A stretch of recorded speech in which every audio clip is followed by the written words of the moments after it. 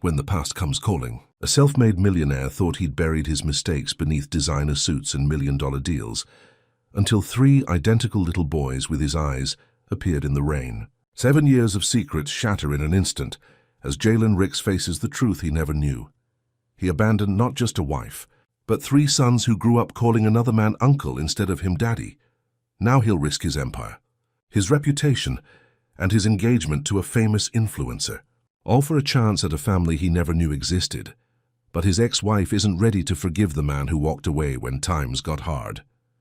Subscribe now and tell me in the comments if you believe someone who broke your heart deserves a second chance, because this family's journey will make you question everything you thought about forgiveness. The Atlanta skyline glittered through the floor-to-ceiling windows of Jalen Ricks' penthouse office.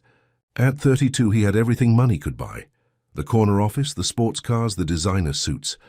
His face had been on the cover of Tech Innovator magazine just last month. "The self-made millionaire who came from nothing," the headline read. But tonight, like most nights, Jalen sat alone at his desk long after his employees had gone home. Success had a price, and he'd paid it willingly. "Mr. Ricks?" His assistant Monica poked her head in. "Your dinner reservation is in 30 minutes. And Ms. Winters called again about the engagement party venue."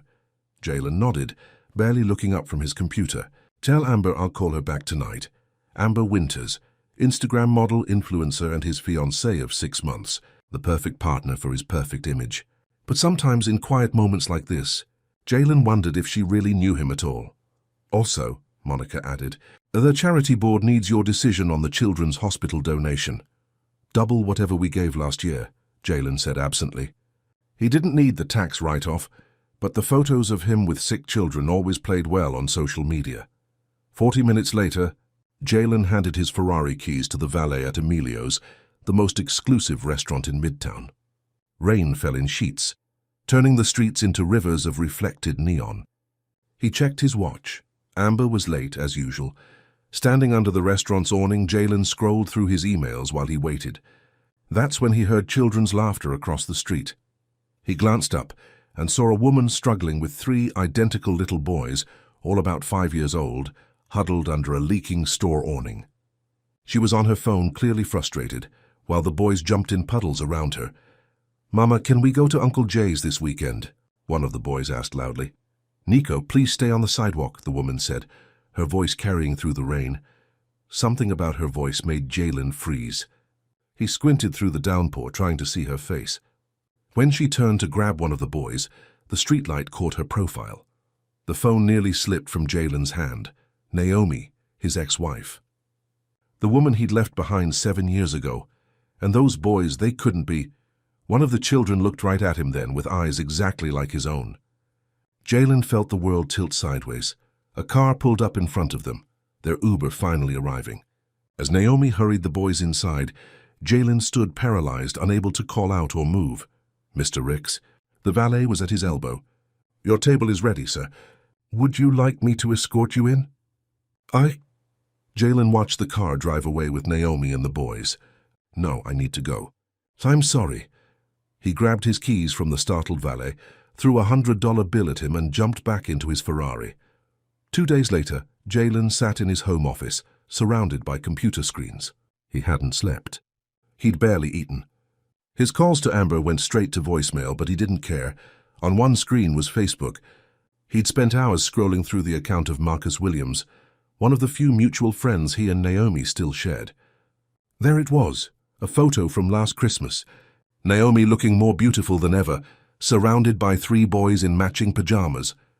The caption read, "Merry Christmas from Auntie Marcus to Naomi and my favorite triplets, Nico, Ezra, and Micah, now 5 years old."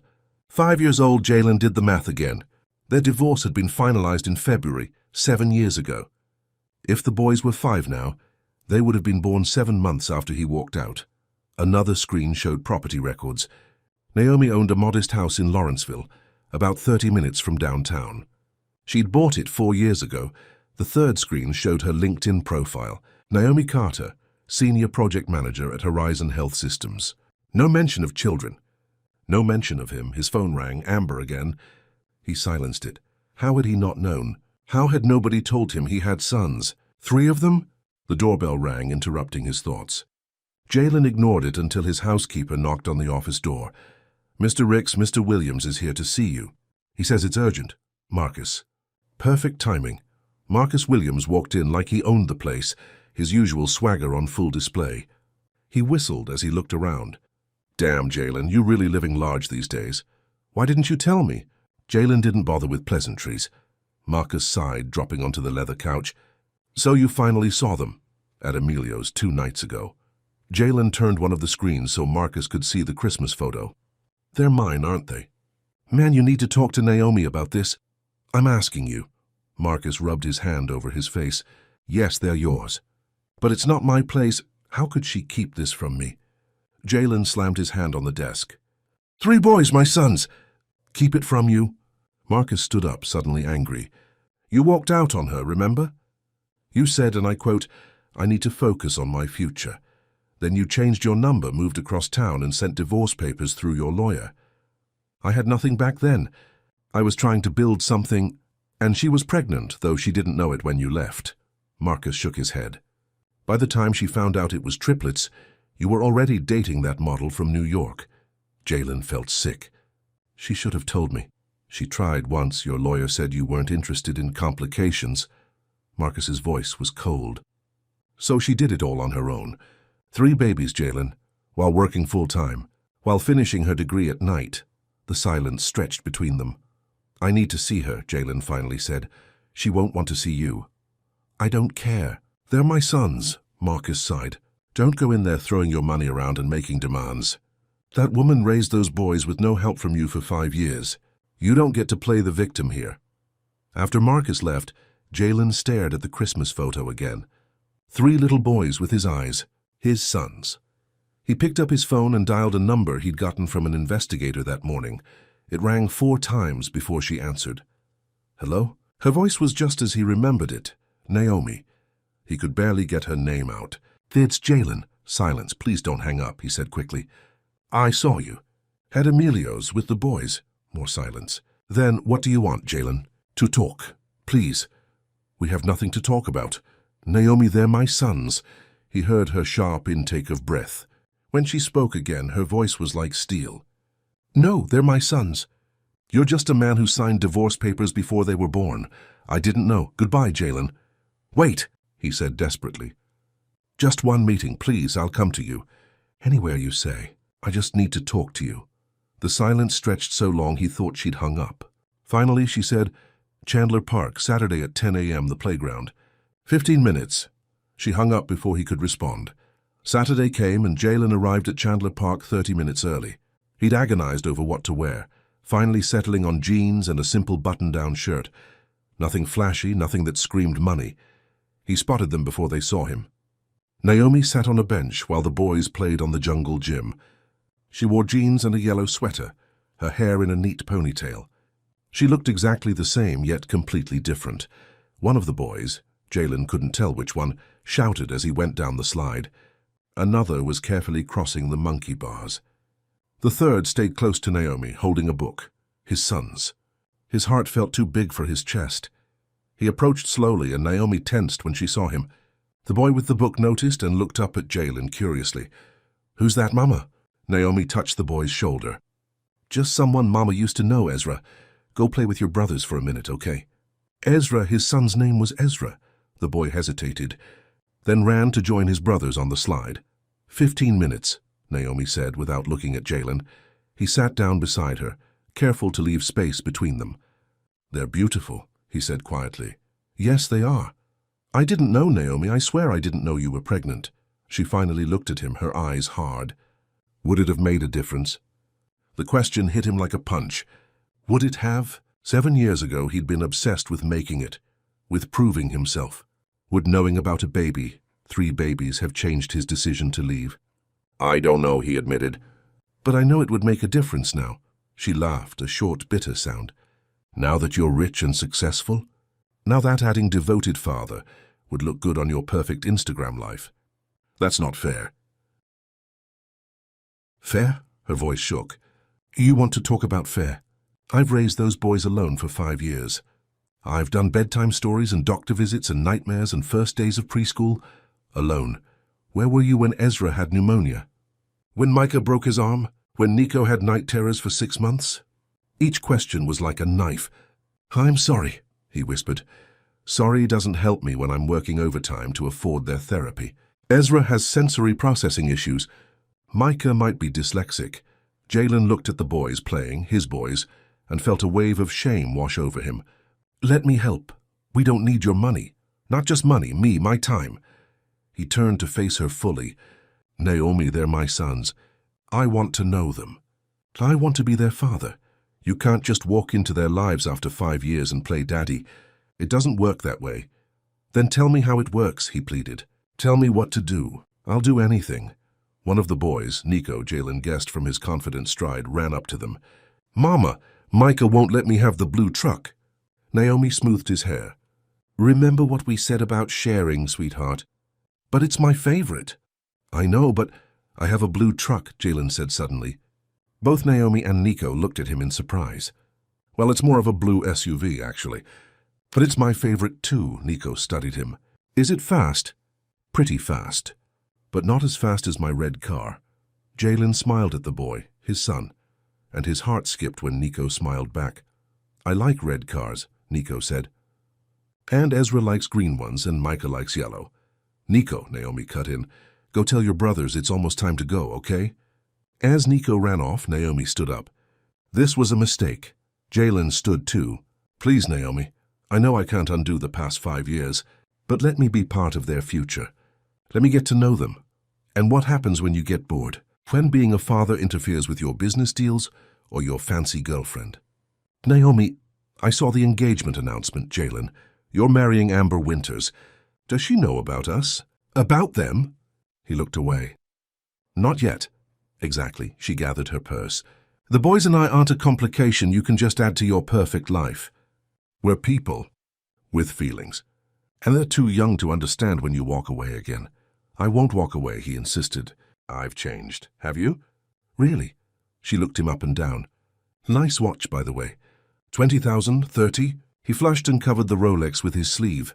That's what I thought. She turned to call the boys. Come on, guys. Time to go. Naomi, wait. Jalen touched her arm and she froze. One more chance, please, I'll prove it to you. She pulled away from his touch. The boys have soccer practice every Tuesday and Thursday at Brookside Fields. 4 o'clock. If you really want to be part of their lives, show up. No promises, no flash, no drama. Just show up. I will. I promise. She looked at him with those eyes that used to see right through him. We'll see. As she walked away with the boys, one of them, Micah, with a wildness in his movements that reminded Jalen of himself as a child, looked back and waved. Jalen waved back, his vision blurring with tears. He had sons. 3 amazing little boys who shared his blood, his eyes, his DNA, and he'd missed the first 5 years of their lives. As he watched them drive away, Jalen made a silent vow. He wouldn't miss another day. His phone buzzed in his pocket. Amber again. The engagement party was tomorrow. He had decisions to make, big ones. For the first time in 7 years, Jalen thought about the gold wedding band he'd kept in his desk drawer, the one he'd never been able to throw away. I'm coming back, Naomi, he whispered to the empty playground. And this time I'm not leaving. The Brookside Fields parking lot was already full when Jalen arrived for the boys' soccer practice. He checked his watch, 3:45 p.m., 15 minutes early. Perfect. He'd cancelled 3 meetings to be here, ignoring Monica's bewildered expression when he'd walked out of the office mid-afternoon. For the first time in years, work wasn't his top priority. Jalen spotted Naomi's SUV and parked his Ferrari 2 rows away. He winced, realizing too late how out of place the flashy sports car looked among the family vehicles. As he walked toward the field, his phone rang. Amber's face flashed on the screen. He'd been avoiding her calls since their fight at the engagement party 2 days ago. Not now, he muttered, sending the call to voicemail.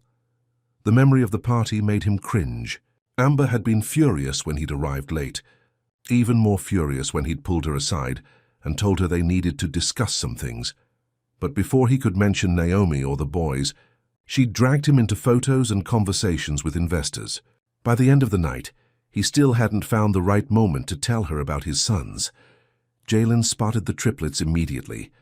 They wore matching blue jerseys with different numbers, 1, 2, and 3. He stood at the edge of the field, not wanting to intrude without Naomi's permission. "You actually came." He turned to find Naomi behind him. Arms crossed, surprise evident on her face. "I said I would," he replied simply. She studied him for a moment. "They don't know who you are. I haven't told them anything yet." "I understand." The disappointment must have shown on his face because her expression softened slightly. "Let's just take it slow, okay? They're excited about practice. Maybe you can watch today, and we'll figure out the next steps afterward." Jalen nodded, grateful for even this small concession. "Thank you." They walked to the bleachers together, keeping a careful distance between them. Naomi called out to the boys who came running over. "Mama, look how fast I can run." Nico, always the leader, demonstrated by sprinting in a small circle. "Very impressive," Naomi laughed. "Boys, this is—" She hesitated. "An old friend of mine, Mr. Ricks, he's going to watch practice today." The triplets looked at Jalen with curious expressions. Up close, the resemblance was unmistakable. They all had his eyes, his nose, but each boy had distinct mannerisms that set him apart from his brothers. "Do you like soccer?" Micah asked, bouncing on his toes. "I do," Jalen answered, fighting to keep his voice steady. "I played when I was a kid." "I'm the fastest," Nico announced proudly. "I can kick the farthest," Micah added. Ezra, the quietest of the three, just studied Jalen intently before saying, "You have a nice watch." Jalen looked down at his Rolex, then quickly took it off and slipped it into his pocket. "It's not that special. I like your cleats better." Ezra smiled shyly, revealing a missing front tooth. "Boys, line up." The coach's whistle blew, and the triplets ran back to the field. Jalen and Naomi sat on the bleachers, a careful foot of space between them. For the next hour, Jalen didn't check his phone once. He cheered when Nico scored a goal, clapped when Micah made a good pass, and smiled encouragingly when Ezra hung back, clearly less comfortable with the game than his brothers. "Ezra's not really into sports," Naomi explained, following his gaze. "He's more of a reader. But I want them to try everything at this age." "What else do they like to do?" Jalen asked eagerly. Naomi hesitated, then seemed to decide it was harmless information. "Nico loves puzzles and building things. He's always taking apart his toys to see how they work. Micah draws constantly, mostly cars and robots. And Ezra," her face softened. "Ezra's my little scientist, always asking questions about how the world works, just like you," Jalen said softly. "You were always curious about everything." Their eyes met briefly before Naomi looked away. "They have soccer Tuesdays and Thursdays. Swimming lessons on Saturday mornings. Can I come to those too?" She sighed. "Jalen, we need to talk about where this is going. What exactly are you hoping for here?" Before he could answer, practice ended, and the boys came running over, full of energy and stories about their drills. "Mr. Ricks, did you see me score?" Nico asked. "I did. It was an amazing shot," Jalen replied, his heart swelling at being directly addressed. "Are you coming to our house?" Micah asked, surprising both adults. Naomi recovered first. "Not today, sweetie. Mr. Ricks has to get back to work." "Actually," Jalen said carefully, "I'm free all afternoon." Their eyes met in silent communication, Jalen pleading, Naomi hesitant. "Please, Mama," Nico asked. "He can see my dinosaur collection." "And my drawings," Micah added. Even Ezra looked hopeful. "I could show him my bug book," Naomi relented. "Fine, just for a little while. You can follow us home." 30 minutes later, Jalen stood in the living room of Naomi's modest suburban house, taking everything in. It was clean and cheerful, with colorful artwork on the walls, clearly the boys' creations. Toys were organized in bins and books filled several shelves. This was where his sons had grown up without him. "Can I get you something to drink?" Naomi asked stiffly. "Water would be great, thanks." As she went to the kitchen, Micah tugged on Jalen's hand. "Come see my drawings." Jalen followed him to a small desk in the corner of the living room, where dozens of colorful drawings were stacked neatly. Micah proudly showed him page after page of futuristic vehicles. "This one can fly and go underwater," he explained, pointing to a particularly detailed sketch. "And this one has laser guns to fight bad guys." "These are amazing," Jalen said sincerely. "You're really talented, Micah." The boy beamed at the praise. "My turn," Nico announced, pulling Jalen toward a shelf displaying various dinosaur models. "This is a T-Rex, and this is a Triceratops." Jalen listened attentively to each explanation, marveling at how much knowledge the 5-year-old had accumulated.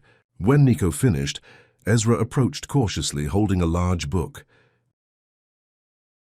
"This is my bug encyclopedia," he said quietly. "Want to see?" "Absolutely." Jalen sat on the couch and Ezra climbed up next to him, opening the book to show detailed illustrations of insects.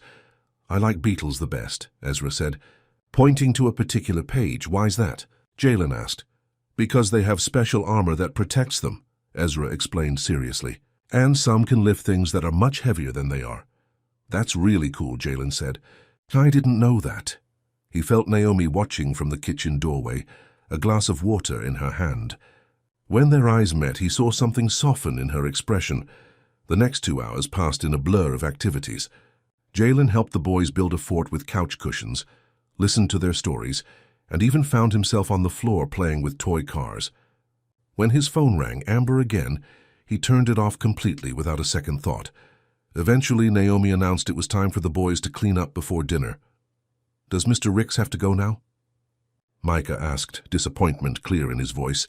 Naomi hesitated. "Yes, sweetie, Mr. Ricks probably has plans for dinner." "Actually," Jalen said carefully, "I don't have any plans." Their eyes met again in that silent communication. This time Naomi gave an almost imperceptible nod. "Would you like to stay for dinner?" she asked formally. "Nothing fancy, just spaghetti." "I'd love to," Jalen replied, trying not to sound too eager. As the boys cleaned up, Jalen followed Naomi to the kitchen and offered to help. They worked side by side at the counter, Jalen chopping vegetables for salad while Naomi prepared the pasta. "They're amazing," he said quietly. "You've done an incredible job with them." "Thank you," she replied. After a moment she added, "They seem to like you. I like them too. More than I can say." She stopped stirring the sauce and turned to face him. "What are you doing here, Jalen, really? You have a whole other life. A company to run, a fiancé waiting for you. These impromptu visits might be fun for you, but the boys will get attached. And then what?" Before he could answer, his phone buzzed in his pocket. He'd turned it back on without thinking. Naomi raised an eyebrow when he ignored it. "Aren't you going to get that?" "Might be important. A business deal or your fiancé?" "It's not important," Jalen said firmly. "This is important. And tomorrow? Next week, next month? When the novelty wears off?" "It's not like that," he insisted. "Naomi, finding out about the boys has changed everything for me. I know I can't just walk back into your life and pretend the last 7 years didn't happen, but they're my sons. I want to be a father to them. And Amber Winters? How does she feel about all this?" Jalen looked down at the cutting board. "She doesn't know yet." Naomi shook her head. "That's what I thought. I'm going to tell her tonight. I just wanted to see the boys first to be sure." "Sure of what?" "That I'm ready to risk everything for them." He met her eyes directly. "And I am." The doorbell rang before Naomi could respond. Her forehead creased in confusion. "I'm not expecting anyone." When she opened the front door, a tall blonde woman in designer clothes stood on the porch, arms crossed. "Amber Winters in the flesh. So this is where you've been hiding," she said coldly, looking past Naomi to Jalen, who stood frozen in the kitchen doorway. "Amber," he managed, "how did you find you?" She held up her phone. "Your car has GPS tracking, remember? For security? I got worried when you weren't answering my calls." Her gaze swept over the modest house with barely concealed disdain. "Though I never expected to find you here." The triplets appeared from the living room, curious about the visitor. Amber's eyes widened as she took in their appearance, especially their unmistakable resemblance to Jalen. "What is this?" she demanded, her voice rising. "Who are these children?" Naomi straightened her shoulders. "These are my sons, and you need to watch your tone in my house." "Your sons?" Amber turned to Jalen, her perfectly made-up face contorted with anger. "Care to explain?" Jalen moved to stand beside Naomi. "Boys, why don't you go wash up for dinner?" "I need to talk to Miss Winters." The triplets looked uncertainly between the adults before retreating down the hallway. "Amber," Jalen said firmly, "we should talk outside." "Oh, I think we've gone beyond private conversations," she snapped. "You've been ignoring me for days. You barely showed up to our engagement party, and now I find you playing house with... She gestured wildly at Naomi. "Who even is she?" "I'm his ex-wife," Naomi said quietly. "Ex-wife?" Amber's voice rose to a near shriek. "You were married before?" You never told me that. There's a lot I need to explain, Jalen said, stepping onto the porch and trying to guide Amber away from the door. But not here, not like this. Those children, Amber said, suddenly putting it together. They're yours, aren't they? That's why they look like you. Jalen took a deep breath. Yes, they're my sons. Your sons. Amber laughed bitterly. So you have a secret family that you never bothered to mention to your fiancé. Were you planning to tell me before or after the wedding? I just found out about them myself, Jalen tried to explain. A week ago. And you didn't think that was something worth sharing with me? She yanked her engagement ring off and threw it at him. We're done. Don't call me, don't text me, and don't worry about the press release, I'll handle it myself. Amber, wait. But she was already storming to her car. I'm sure Tech Innovator magazine will love this story. Their Golden Boy's secret baby mama drama. She peeled out of the driveway, leaving Jalen standing there with the ring at his feet. When he turned around, Naomi stood in the doorway, arms crossed. Well, that was dramatic. I'm sorry, he said. I didn't mean for any of this to happen like this. It's not my relationship that just imploded. She bent down and picked up the ring, handing it to him. Nice rock. 2 carats? 3, he admitted, pocketing it. Naomi, save it, she cut him off. The boys are waiting for dinner, and they've already seen and heard more than they should have. She stepped back into the house. I think you should go. Please, he said, following her inside. Let me explain to them. Let me say goodbye properly. She hesitated, then nodded. Fine, but keep it simple. The boys were sitting at the kitchen table, their faces solemn. They'd clearly overheard at least some of the commotion. Hey guys, Jalen said gently, crouching to their eye level. I'm sorry, but I need to go take care of something. Was that lady mad at you? Nico asked. Jalen nodded honestly. Yes, she was. But that's grown-up stuff. Nothing for you to worry about. Are you coming back? Micah asked, his lower lip trembling slightly. The question hit Jalen like a physical blow. I'd really like to, he said, looking up at Naomi. If that's okay with your mom. Naomi's expression was unreadable. We'll see. I haven't finished showing you my bug book, Ezra said quietly. Well, then I definitely have to come back, Jalen replied with a smile. I want to learn all about those beetles. He said goodbye to each boy, fighting the urge to hug them. They weren't ready for that yet. Neither was Naomi. At the front door, he turned to her. I meant what I said. I'm ready to risk everything for them. For a chance to be their father. And what exactly are you risking? She asked. Your engagement is already over. My company.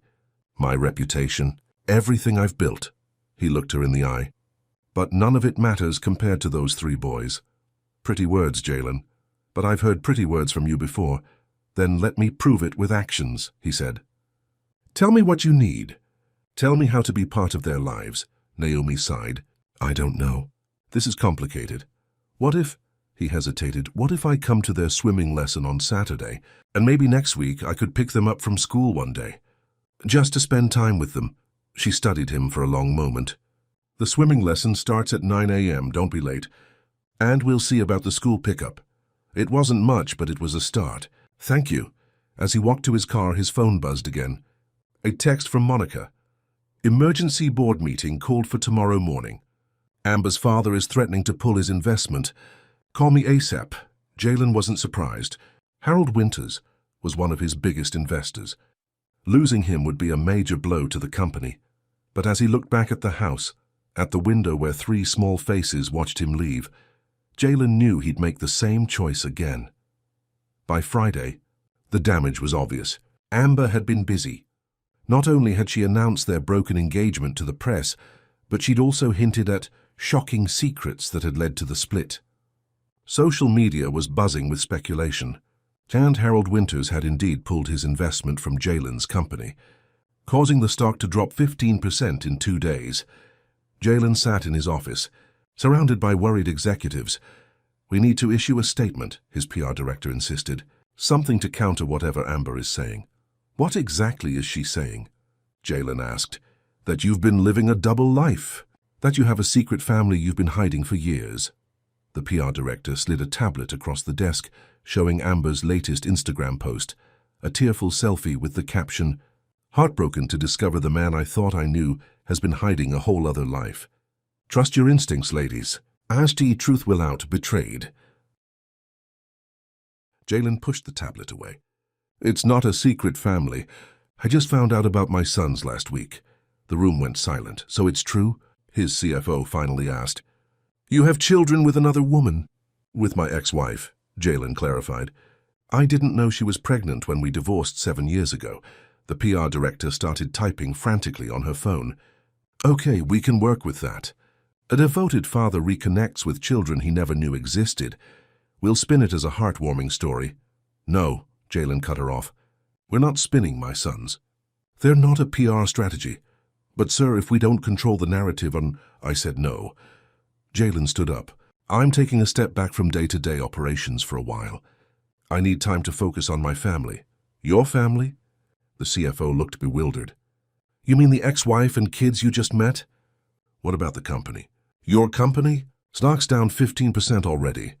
Then buy more shares while they're cheap, Jalen said simply. Because I'm not choosing the company over my sons. Not again.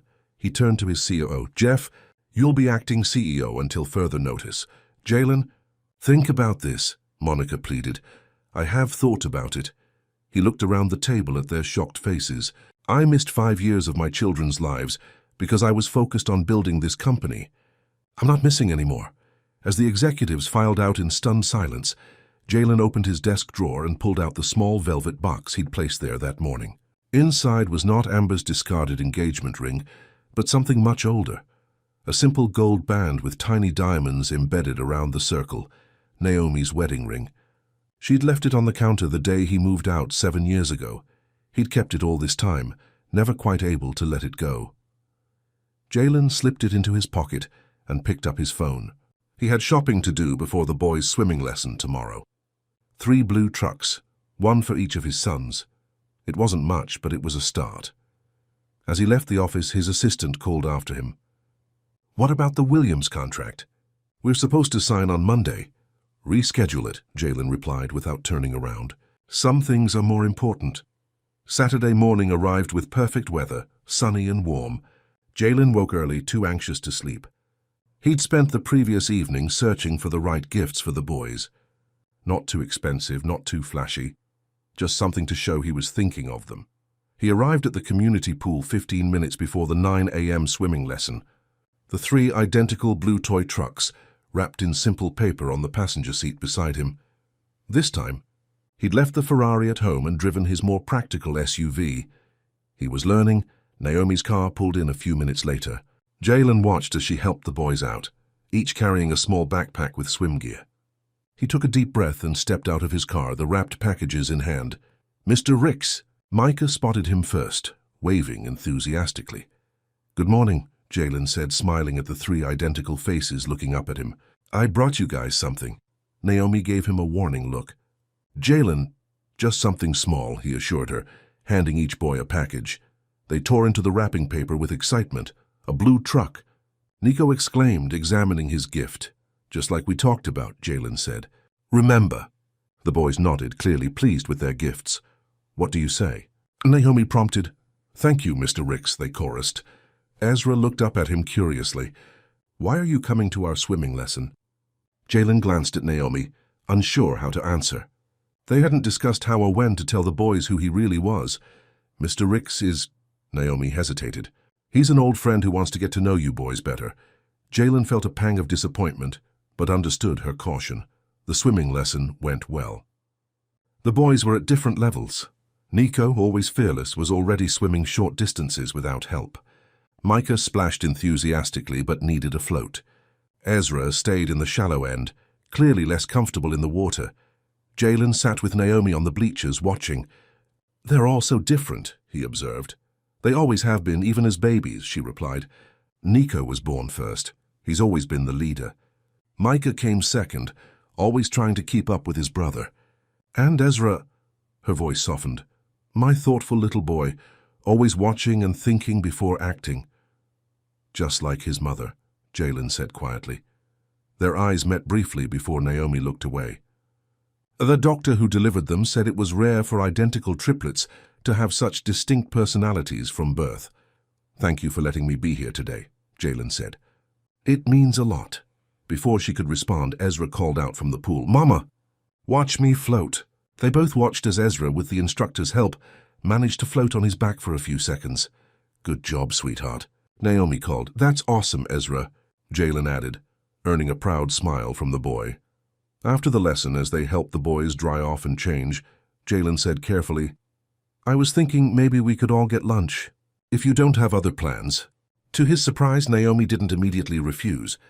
"The boys have been asking about you," she admitted. "They had fun on Tuesday. Please, Mama," Micah pleaded, clearly having overheard. "Can Mr. Ricks come for lunch?" "Yeah, please." Nico joined in. Even Ezra looked hopeful. Naomi sighed. "Okay, fine. But nothing fancy. Just the diner on Maple Street." An hour later, they sat in a booth at the family-friendly diner. The boys colored on their placemats while Jalen and Naomi made awkward small talk about the swimming lesson and the warm weather. "So," Jalen finally said, "have you thought any more about me picking them up from school one day next week?" Naomi's expression turned serious. "Actually, I wanted to talk to you about something first." She glanced at the boys, making sure they were distracted with their coloring.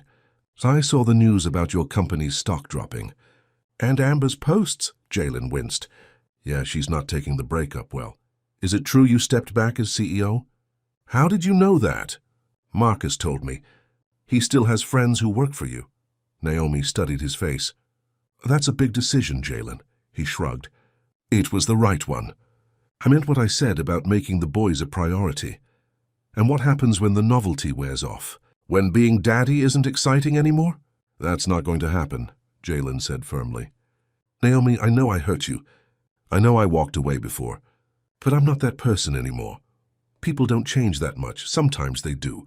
Sometimes it takes something big to make them see what really matters." He leaned forward. "I've achieved everything I thought I wanted.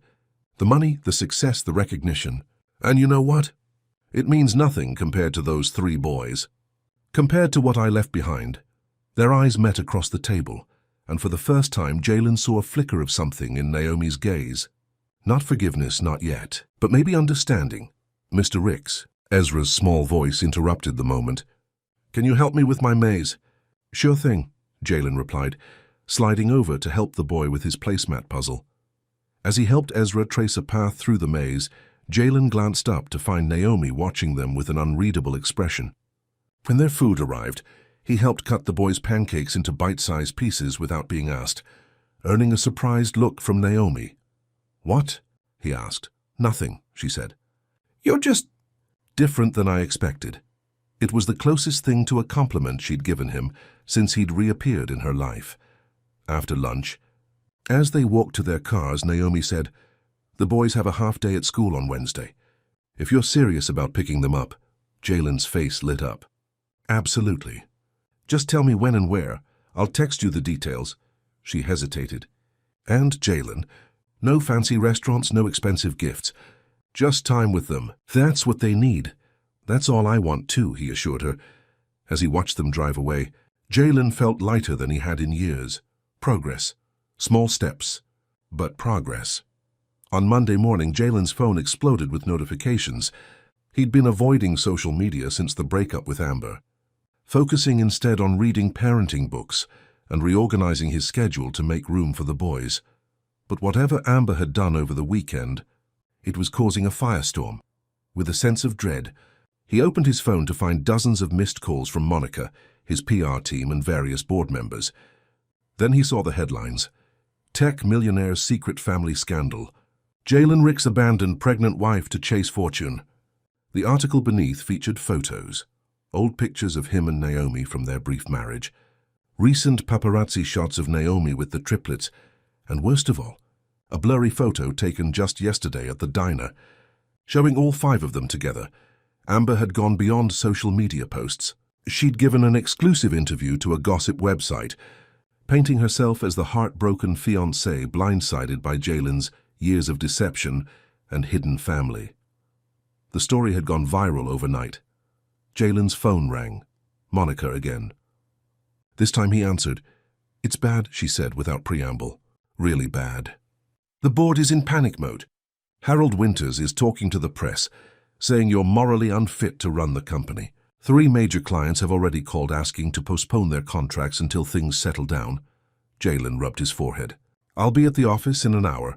Before he could even shower, his phone rang again. Naomi, have you seen it? She demanded, her voice tight with anger. Just now, he replied. Naomi, I'm so sorry. I never thought she'd... There are reporters outside my house, Jalen. They followed us to the boys' school this morning. My phone won't stop ringing. Her voice broke slightly. The boys are confused and scared. Ezra was crying when I dropped him off because some stranger with a camera tried to talk to him. Jalen felt sick. Where are you now? At work. But I don't know how I'm going to pick them up without those vultures following me. Let me handle it, Jalen said. I'll call my security team. They can escort you and keep the photographers away. This is exactly what I was afraid of, Naomi said bitterly. Exactly why I didn't want to tell you about them in the first place. I'll fix this, Jalen promised. Just give me a few hours. After hanging up, he called his head of security and arranged for protection at both Naomi's workplace and the boys' school. Then he showered quickly and headed to the office, where chaos awaited. The emergency board meeting was tense and hostile. Several board members openly questioned his judgment, while others suggested he should take a leave of absence until the scandal blows over. This isn't a scandal, Jalen insisted, standing firm at the head of the table. This is my family, my children, and I won't apologize for wanting to be part of their lives. Nobody's asking you to apologize, the CFO said impatiently. But surely you understand the optics here. Clients are nervous. Investors are pulling out. Your personal life is affecting the company's bottom line. Then let it, Jalen replied. I built this company from nothing. I can do it again if necessary. But I won't miss another day of my son's lives because of stock prices or optics. He left the boardroom without waiting for a response, heading straight to his PR director's office. I need a statement prepared, he told her. Something simple and direct. Confirm that yes, I recently discovered I have 3 sons with my ex-wife. No, I didn't abandon them. I didn't know about the pregnancy. Yes, I'm committed to being part of their lives moving forward. And a firm request for privacy for Naomi and the boys. That's surprisingly straightforward, the PR director said. It's the truth, Jalen replied. And I'm done playing games. By noon, the statement was released. It didn't stop the speculation or the gossip, but at least it put his side of the story out there. When Wednesday came, Jalen was waiting outside the boys' school at the appointed time, just as he'd promised Naomi. His security team had cleared the area of photographers, though a few persistent ones lingered at a distance. The triplets burst through the school doors with their classmates, searching the crowd of waiting parents. When they spotted Jalen, their faces lit up with recognition but also confusion. Hi guys, Jalen said as they approached. Your mom asked me to pick you up today. Is that okay? Nico, always the spokesman, asked, Where's Mama? She's still at work. She'll meet us later. Jalen led them to his SUV where he'd already installed 3 booster seats. I thought we could go to the park for a while. Would you like that? The boys nodded enthusiastically. As they drove, Ezra asked suddenly, Are you the man from the pictures? Jalen's heart skipped a beat. What pictures, Ezra? The ones on Miss Jenkins' computer. She was looking at them during recess. They had your face and Mama's face, so even their teachers were reading the gossip. Jalen gripped the steering wheel tighter. Some people are being nosy about things that aren't their business, he explained carefully. That's why those men with cameras were outside your school. But don't worry, they won't bother you anymore. At the park, Jalen pushed the boys on the swings, helped them climb the jungle gym, and raced them across the grass. For a few hours, they were just 4 people having fun, without the weight of the past or the complications of the future. When Naomi arrived to meet them, she looked exhausted but relieved to see the boys laughing and playing. How was it? She asked Jalen. Perfect, he replied honestly. They're amazing kids, Naomi. I know. She watched the triplets chase each other around a tree. Ezra mentioned photographers at school. Already handled. I've arranged security for your house and their school. Private, discreet, they'll keep the press away. He hesitated. And I've released a statement asking for privacy. I saw it, she admitted. It was decent of you not to paint me as the villain who kept your children from you. You're not a villain. Naomi, you're an incredible mother. Their eyes met, and something passed between them. Not forgiveness, not reconciliation, but maybe the beginnings of understanding. I have a suggestion. Jalen said carefully. "My lake house in Blue Ridge. It's private, gated, completely secure. Maybe you and the boys could stay there for a few days, just until the media frenzy dies down. I can stay in town, give you all the space you need." Naomi hesitated. "I don't know. Please, here's the least I can do after bringing this chaos into your lives." After a moment's thought, she nodded. "Just for the weekend. The boys have been asking about going somewhere with a lake since summer started." "Thank you," Jalen said. "I'll make the arrangements." That night, after helping Naomi and the boys settle into the lake house, Jalen drove back to Atlanta with mixed emotions. On one hand, the company was in turmoil. His reputation was under attack, and Amber was still doing everything she could to destroy him in the press. On the other hand, he'd spent the afternoon with his sons. He'd pushed them on swings and heard their laughter. He'd seen Naomi smile, briefly but genuinely, when he caught Micah after the boy leaped fearlessly from the jungle fall settled over Atlanta, painting the trees in brilliant shades of red and gold. In the 2 months since that fateful rainy afternoon outside Emilio's, Jalen's life had transformed completely. The media frenzy had eventually died down, though not before Amber had done her best to paint him as a villain on every platform available. His company had survived the storm, though stock prices remained lower than before. Jalen didn't care. He was rarely in the office these days anyway. Instead, he'd established a routine that revolved around 3 small boys who now confidently called him Daddy. Monday afternoons he took them to the Children's Museum. Tuesdays and Thursdays were soccer practice, though Ezra had switched to a science club that met at the same time. Wednesday evenings were for dinner at Jalen's house, where each boy now had his own bedroom decorated to his specifications. Weekends were for adventures, hiking, fishing, movies, or just playing in the backyard of the new house Jalen had bought in Naomi's neighborhood. Just 5 minutes from their school, the flashy downtown condo was already on the market. He didn't need it anymore. "Daddy, watch this," Nico called, jumping from the porch steps and somersaulting dramatically onto the lawn. It was Sunday afternoon, and Jalen was at Naomi's house, helping the boys rake leaves into piles, which they then jumped into, undoing all their work. Naomi watched from the porch, nursing a cup of tea and smiling at their antics. "Amazing flip, buddy," Jalen applauded. "But let's be careful, okay? We don't want anyone getting hurt." "I can do it too," Micah announced, attempting to copy his brother's stunt but landing awkwardly.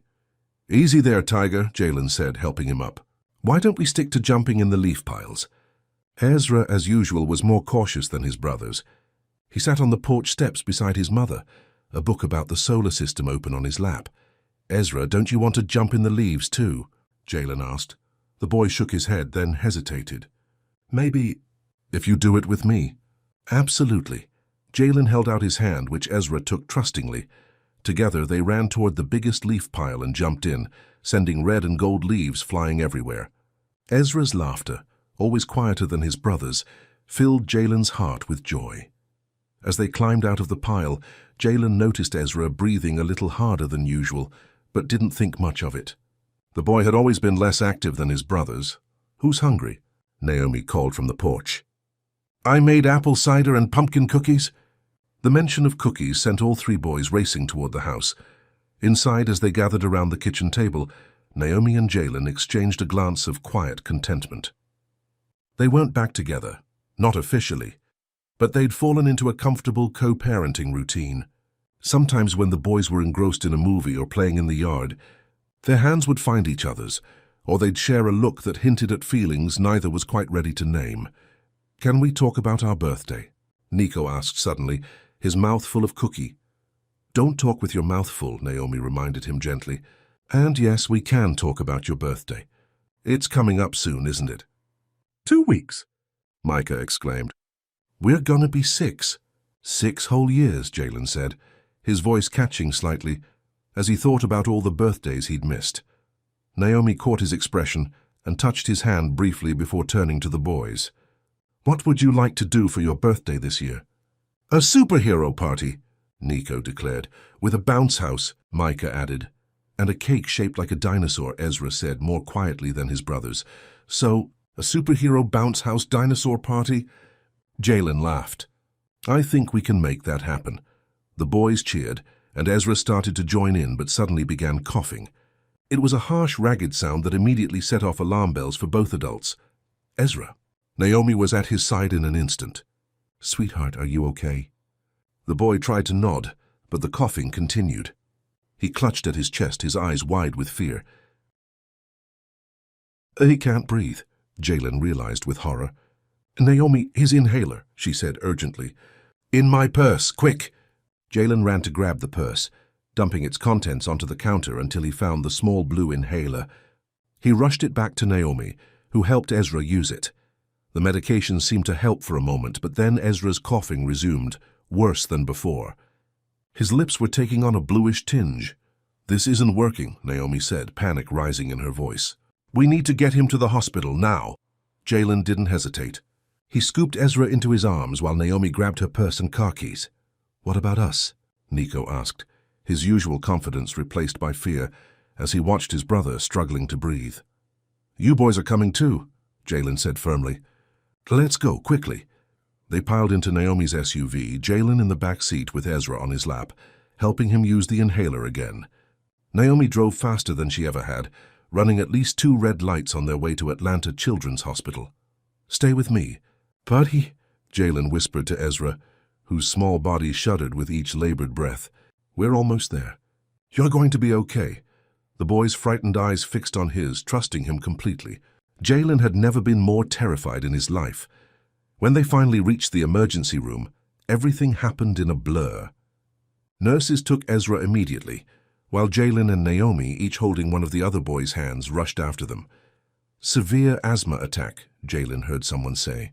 "Oxygen levels dropping. He's been diagnosed with asthma before?" a doctor asked Naomi. "Mild asthma," she confirmed, her voice trembling. "He's had a few minor attacks, but nothing like this. We need to get him on oxygen and start a nebulizer treatment right away," the doctor said. "Are both parents here?" "Yes," Jalen said firmly, stepping forward to stand beside Naomi. "We'll need consent forms signed for treatment," a nurse explained, handing them clipboards. "Standard procedure."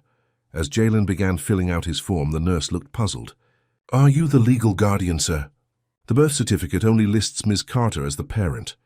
"He's their father," Naomi said before Jalen could respond. "He should be on the birth certificate." That's an oversight." The nurse hesitated, looking between them. "Please," Jalen said urgently. "My son needs help." "I'll sign whatever you need me to sign." After a moment's consideration, the nurse nodded. "I'll have to check with administration, but for now Ms. Carter's consent is sufficient.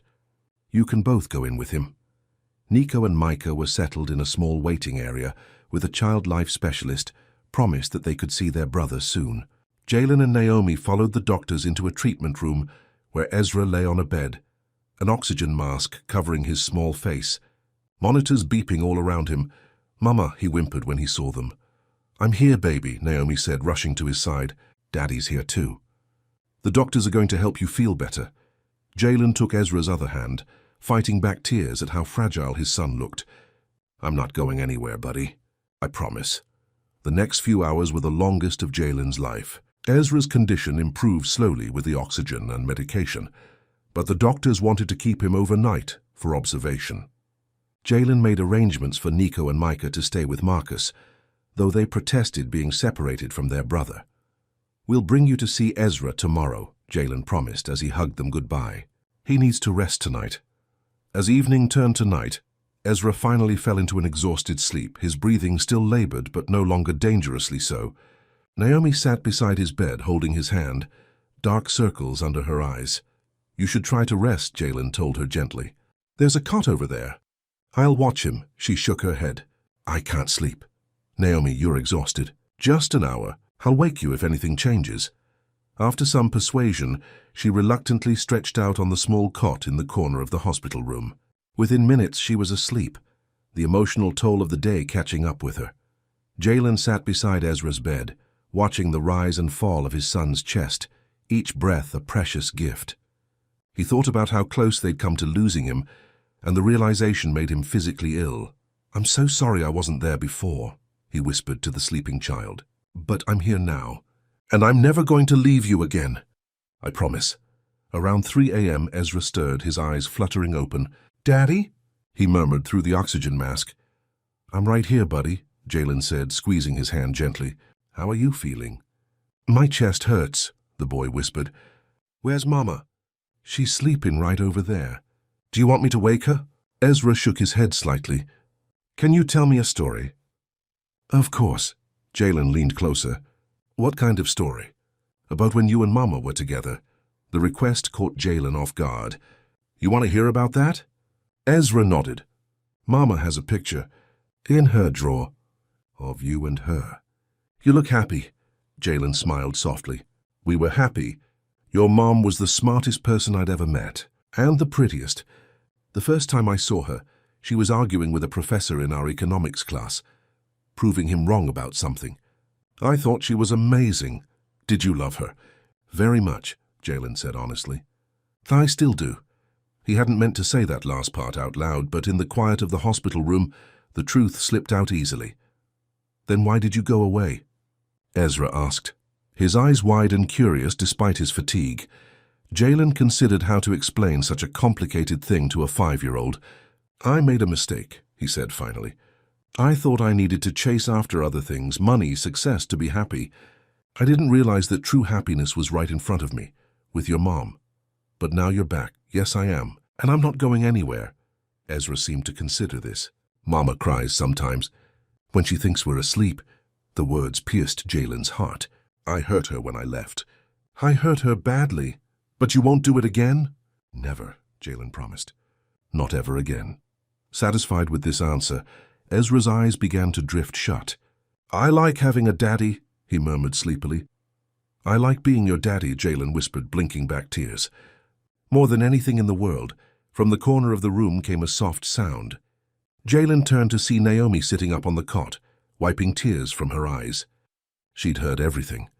Their eyes met across the room, and in that moment something shifted between them. Something healing. "I never stopped loving you either," she said quietly. By morning, Ezra's condition had improved enough that the doctors were considering releasing him. Jalen, who hadn't left the room all night, looked rumpled and exhausted but refused to go home for a shower or change of clothes. "I promised I wouldn't leave," he reminded Naomi when she suggested it. "I'm staying until he's discharged." The pediatric pulmonologist came by to discuss Ezra's treatment plan. "He'll need to use the inhaler more regularly, especially before physical activity, and we're prescribing a daily preventive medication. With proper management, he can lead a completely normal life. Whatever he needs, he'll get," Jalen assured the doctor. "Cost isn't an issue." Naomi gave him a look. Once such a statement would have annoyed her. Now she simply nodded in agreement. "We'll make sure he follows the treatment plan exactly." "We?" the doctor asked, glancing between them. "Yes," they said in unison, and their hands found each other without conscious thought. By noon, Ezra was officially cleared for discharge. Jalen carried him to the car, the boy still weak but breathing normally again. "Daddy?" Ezra asked as Jalen buckled him into his car seat. "Can I still have a dinosaur cake for my birthday?" Jalen laughed, relief making him almost giddy. "The biggest dinosaur cake ever made. I promise." As they drove home, Naomi reached across the center console and took Jalen's hand. "Thank you," she said simply. "For being there, for staying all night." "There's nowhere else I would have been," he replied, squeezing her hand. "Nowhere in the world." The next 2 weeks passed in a blur of doctor's appointments, medication schedules, and birthday party planning. Ezra recovered quickly, though both Naomi and Jalen watched him like hawks, jumping at every cough or wheeze. The triplets' 6th birthday fell on a perfect Saturday in late October. Jalen had transformed the backyard of his new house into a child's paradise. There was indeed a bounce house, though Ezra was under strict instructions to take it easy. A dinosaur-shaped cake, actually 3 cakes merged together, one for each boy, took center stage on the patio table. And superheroes were everywhere, in the decorations, on the party favors, and in the costumes Jalen had bought for each boy, tailored to their individual preferences. Nico was Captain America, naturally. Micah had chosen Iron Man, declaring it the coolest one. And Ezra, in a choice that surprised no one, was Bruce Banner, because he's smart, and he likes science. Jalen himself wore a ridiculous Thor costume, complete with a flowing red cape and a plastic hammer. The boys had dissolved into giggles when they first saw him. "Daddy looks silly," Micah had announced, pointing at the blonde wig. The silliest, Jalen agreed, chasing them around the yard with exaggerated thunder sound effects. Now, as afternoon faded into evening and the party guests, mostly classmates and their parents, began to leave, Jalen found himself taking a moment just to watch his sons. They were exhausted but happy, still wearing their superhero costumes despite the cake stains and grass marks. "You went all out," Marcus commented, sidling up beside him with a paper plate of leftover cake. "Thor, huh?" "The boys picked it," Jalen explained with a grin. "Apparently I'm big and strong like Thor." "You look ridiculous, I know. Isn't it great?" Marcus shook his head, laughing. "Man, if someone had told me a year ago that I'd see Jalen Ricks, Mr. Tech Millionaire, Mr. Always in Control, running around in a Thor costume at a kid's birthday party, you wouldn't have believed it?" "Oh, I would have believed it," Marcus corrected him. "I always knew those boys would bring you back to yourself eventually." Jalen looked at his friend curiously. "What do you mean?" "The real you," Marcus explained. "The guy who used to talk about changing the world, not just making money from it. The guy who laughed at himself and didn't care what anyone thought. That guy disappeared for a while when you started chasing dollars, but he's back now." Before Jalen could respond, Naomi approached, looking tired but content. She'd spent the day helping serve food, organize games, and make sure every child felt included. "The last guests are leaving," she told them. "The boys are almost asleep on their feet." "I'll help clean up," Marcus offered. "Actually," Jalen said, "would you mind taking the boys inside for a bit? Maybe get them cleaned up and into pajamas. I need to talk to Naomi about something." Marcus gave him a knowing look. "Sure thing, Thor. Come on, mini superheroes. Uncle Marcus needs help defeating the evil bathroom monster." The boys, despite their exhaustion, rallied for one more adventure and followed Marcus inside. Alone in the yard with Naomi, surrounded by the remnants of the party, Jalen suddenly felt nervous. "Thank you for today," Naomi said, gathering discarded paper plates. "They had an amazing time. I've never seen them so happy." "I wanted it to be special," Jalen replied, helping her clean up. "Their first birthday with me. It was perfect. Even the dinosaur cake. Though I'm still not sure how you found a baker willing to make a three-headed dinosaur." "Money talks," Jalen joked. Then, more seriously, "Actually, I need to show you something." He led her to the garage, flipping on the lights to reveal a workbench he'd installed along one wall. On it sat 3 separate projects clearly in progress. "What's all this?" Naomi asked. "Birthday presents. I'm making them myself." Jalen showed her the first project. "A custom puzzle box for Nico. See how the pieces interlock? It has secret compartments inside. For Micah, I'm building this model car that actually runs on a small electric motor. And for Ezra," he moved to the third project, "a telescope. Not a toy one, a real one, but sized for him." Naomi ran her fingers over the partially assembled telescope. "You're making these by hand. I used to be good at building things before I got too busy with the company. I thought it would mean more if I made them something instead of just buying more toys." "Jalen, they'll love these," Naomi said softly. "Especially because you made them yourself. There's something else I made." He reached into his pocket and pulled out a small black box. "For you," Naomi looked at him in surprise. "For me? But it's not my birthday. It's not a birthday present." He opened the box to reveal a delicate gold bracelet with 4 small charms, 3 identical boy figures, and 1 heart. "I had it custom made." The boys helped pick out the charms. "It's beautiful," she whispered as he fastened it around her wrist. "But I don't understand." "Naomi," Jalen said, taking both her hands in his. "These past few months have been the happiest of my life. Being with the boys, being near you again. It's everything I didn't know I was missing." "Jalen, please let me finish." He took a deep breath. "That night in the hospital when Ezra asked about us, about why I left, I realized something. I've been trying so hard to prove to you that I've changed, but the truth is I didn't change. I just remembered who I really am, who I always was when I was with you." Naomi's eyes shimmered with unshed tears. "And who is that?" "Someone who knows that nothing, no amount of money, no business success, no fancy car or house, means anything without love. Without family." He squeezed her hands gently. "I'm not asking for anything you're not ready to give. I know we still have a long way to go, but I want you to know that I never stopped loving you, Naomi. Not for a single day." A tear slipped down her cheek. "You hurt me so badly, Jalen. I know. And I'll spend the rest of my life making it up to you if you'll let me. The boys need stability, she said, though her voice wavered. They need to know you're not going to walk away again. I won't, ever. He pulled something else from his pocket, the gold wedding band she'd left behind 7 years ago. I kept this, all this time. I couldn't let it go, just like I couldn't really let you go. Naomi stared at the ring, her expression unreadable. I'm not asking you to wear it again, Jalen clarified quickly. Not yet. I just wanted you to know that I held on to it because, deep down, I never fully accepted that we were over. She reached out slowly and took the ring from his palm, examining it in the dim garage light. I used to twist this around my finger when I was nervous, she recalled softly. It was a habit. I remember, Jalen said. You did it during our wedding ceremony. The minister thought you were having second thoughts. Naomi laughed quietly.